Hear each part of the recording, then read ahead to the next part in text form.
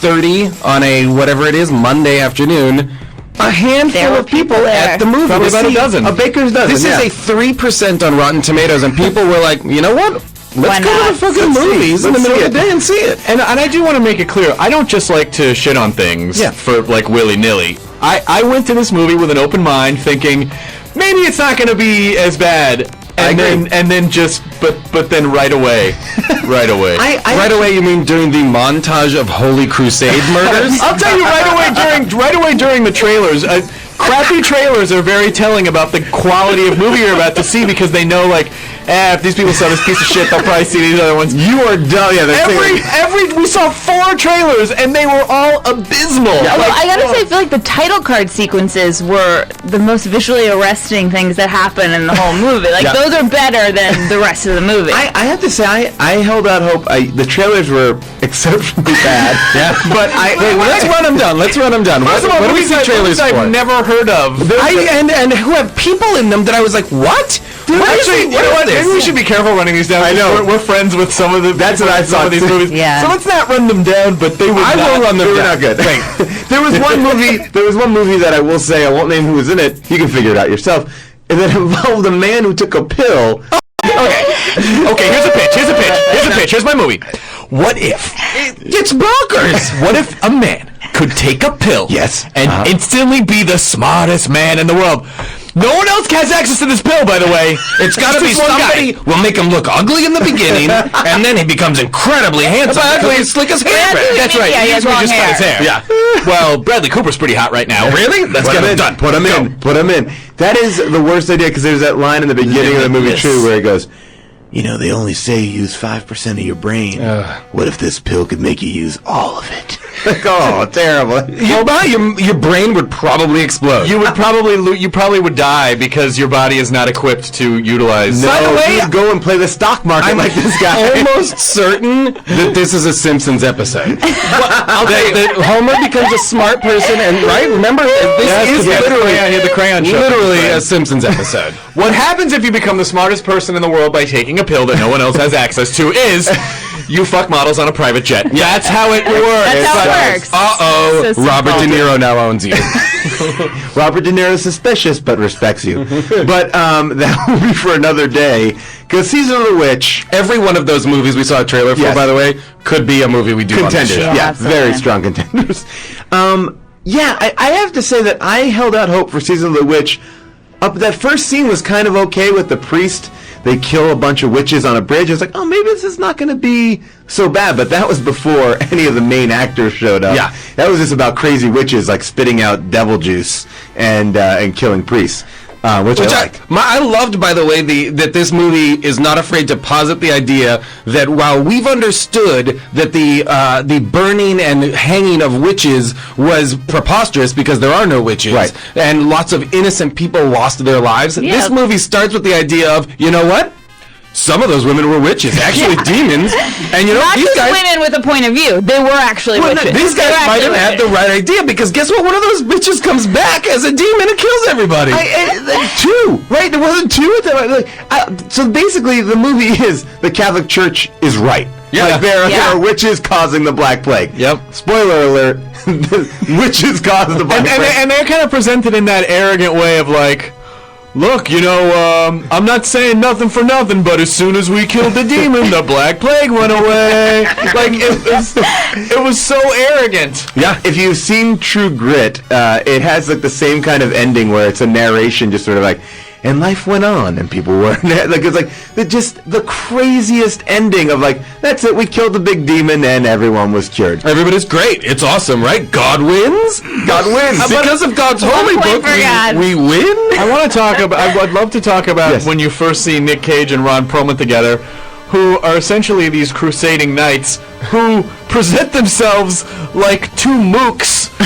They're like, hey, you take the 300 on the left, I'll take the 300 on the right. You're buying drinks tonight. That's literally a line. We do really need to talk about the accents in this movie. I mean, we could take a whole half hour. Fuck it, whatever you want to do. Whatever you want to do. I feel like at the table read. Yeah, at the table read, they were like, you know what? However you talk, that's how your character talks. So British guys, you're British. American guys, you're American.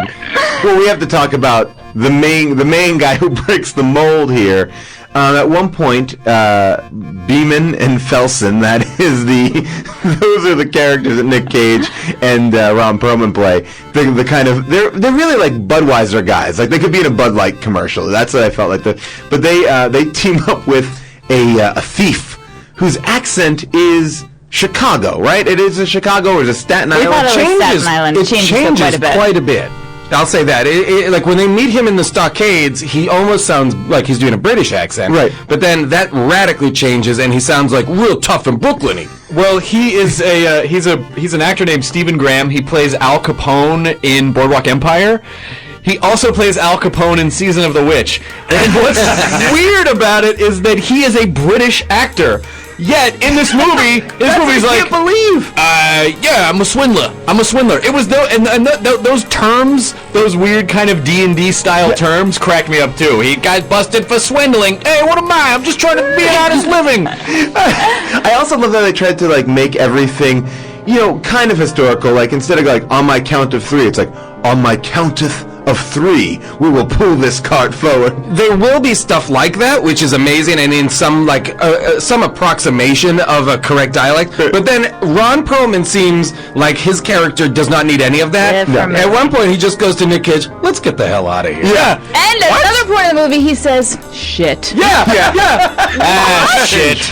I just feel like they must have been like, "Cut, Ron, that's actually not the line. The line is this," and he was like, "You know what? I'm not going to say that. Not going to do it. You guys, did you get me saying shit? Okay, good. You're going to keep that." He kind of played him a little like Hellboy. Yeah, it was like Hellboy. That's maybe where Hellboy. This is a pre-story. And I just saw Guillermo del Toro's Kronos last night, which I hadn't seen before. I haven't seen that. And Ron Perlman is in that as well. And so, like, the last 2 days for me have been... Was he like Hellboy in that movie, Kronos? He was a little gangstery, yeah. He was kind of a badass gangster. Oh. By the way, side story, when I used to go to the Brass Monkey karaoke bar with friends years and years ago, Ron Perlman used to hang out there sometimes, and I saw him sing Frank Sinatra. Oh, wow.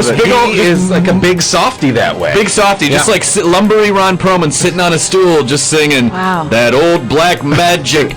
He was awesome. Well, if you see this movie, you have to watch it for Ron Perlman's reaction shots, which they cut to him too many times where he's not saying anything. He just looks like, "Can you believe this shit?" Like, that's basically his underscoring look. And which, by the way, I feel like makes him untouchable. Like, Ron Perlman is the person who comes off the best in this movie because I almost feel like every shot of him is to the audience like, I know this is garbage, but I'm fucking getting paid crazy right now. His backstory is that he is Ron Perlman, who's been transported back in time to be in this movie. You should have to play Ron Perlman in every movie. Yeah.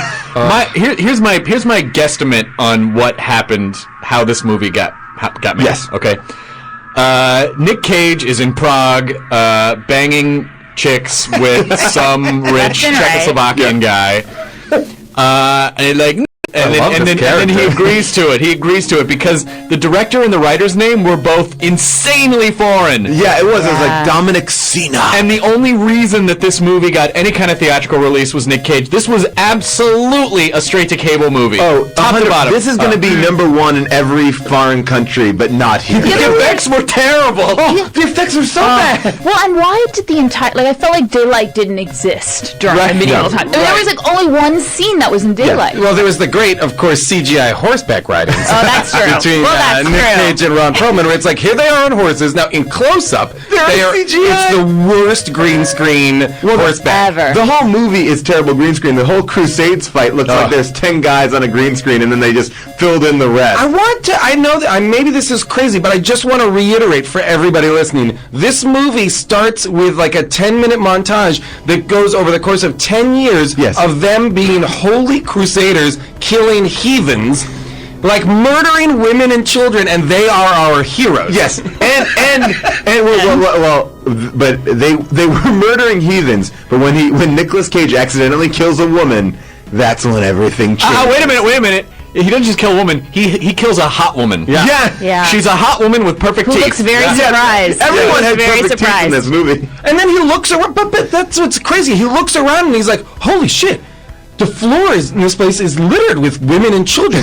Is that what we've been doing for 10 years? You know, the problem is, I just swing and stab. I don't normally look at them. So wait, I never made eye contact. Yeah, that was a mistake. Hey, holy guy, you know we've been killing women and children, and the guy's like, they deserved it. God wants it. Wait, so are we to believe that they had been doing this the whole time? That was the first time he ever just took it in? Well, no, I think that they were killing like other soldiers. Right. No way. They were killing. You're saying they were killing 10 women and years. children 10 that years. entire time. That's what the Crusades was. It was a holy war. They were like killing everybody. He had a crisis of conscience. It's not 10 years into it. He stabs his first woman. I mean, You're right. come on. It's been a while. Meanwhile, they are fucking blasting girls. It's like fight, and then they've just got up to their eyeballs in hordes. At like Ron pubs. Perlman making out is not a pretty sight. Never want to see that They showed them again. at Never want to see that again. They were drinking at the Cat and Fiddle, like with the darts. It was so. That was the only color in the movie. Was that one shot? The thing that struck me as being hilarious was Nick Cage's hair is kind of permed, Yes, right? like a page boy, but curly page boy, right? And then pulled back like a girl for most of the movie. But then there's one scene where his hair is down and it's straight, like it's different hair and a different color. What was a different wig? different wig. Right. It was a different wig. Well, I also didn't realize that the plague makes you look like just a bizarro, like garbage pail kid. Like everybody looks like like Pussy Patty. Like they just have these like they look. By the way, that would read like Pussy Patty. Oh yeah, it would. Yeah, they could. That'd be the really cool card that you trade to your Yeah, friend. the Like, Pussy Morgoth. Patty. Pussy Patty. Oh man. You know what? Whose hair was really upsetting was the priests. Oh Who yeah. had like a shaved monk- yarmulke on. the Like monk- The monk. yeah, the yes. monk That haircut. was the craziest thing I've ever seen. So basically, yeah, they go out with this this I little love that team. you're still trying to make sense of it. it's an insane movie, but it has something that I feel like all movies have been doing lately. A lot of CGI wolves, and the wolves are frightening enough, but these are like vampire wolves. Like they all morphed, and in case you missed it, they show you like 7 wolves in a row morphing. It was like, yeah, we get it. The first time they're all not vampire. really morphing to much more than what they are, just with they were a little CGI scarier. faces. Yeah. They were a little scarier. Less hairy, more muscular. It's like in Buffy the Vampire Slayer, where vampires are like, "Rrr," and then their face gets a little bit kind of crazy, and their eyes go red, and they have fangs. That's what the wolves did. Yeah, and I was like, but this is not a WB show. Like this I is wish it a was. feature film. And I also was completely upset by the fact that it's not about witches at all. There was nothing witchy about it, and I feel like, and big spoiler alert because you should not see this movie. But their big turn was, nah, she's not a witch, she's a demon. Yeah, She's the devil. Yeah, was it the devil or was she just a demon? I think she was a demon. Because they didn't kill the I'm devil. sorry, I thought it was the devil. And then when they killed the demon kind of went up to heaven, not down to hell. No. And then everything went better. The other thing I loved was there's a scene in which they all go to like this abbey where the monks have the book that's going to expel the demon, blah blah blah, and all the monks have died and are tied to their own desks, presumably so that they don't become possessed and attack everybody. Right? Cut to, they all become demons get inside them. They become possessed, and the ropes don't matter. Yeah. The monks just walk away and attack everybody like fucking ninjas. And apparently, it's very easy to just take someone's head off. Yes. Oh yeah. Oh, yeah. And they cut off more heads in this movie so easily. So easily. Which Then there were also the monks that were, they first saw at like the cathedral, who just died like mid-sentence. They weren't strapped down at all. They looked like they just died like reading something. to me, again, the whole thing to defeat this demon, they need to read this prayer, which somehow started like 3 scenes before the end of the scene, and the prayer just never ended. Like, there's a guy reading a prayer for minutes, like 20 minutes. Like, how long is this prayer? Do you guys feel like